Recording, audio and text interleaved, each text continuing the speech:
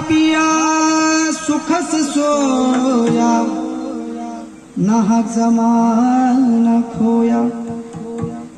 औट हात का मानव देह अल्लाह ने तुझे दिया, खाया पिया सुखस सोया, नाहक जमान खोया। तू भज मन नारायण, तू भज मन नारायण।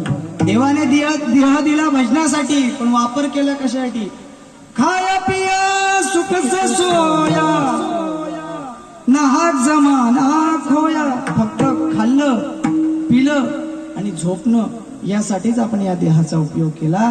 पण भगवान परमात्माने म्हटलंय, हा देह तुम्हाला दिला भजनासाठी, नामस्मरणासाठी। जर तुम्ही तो देह त्या कामाशिवाय खर्च केला, तो देह तुमचा व्यर्थ आहे।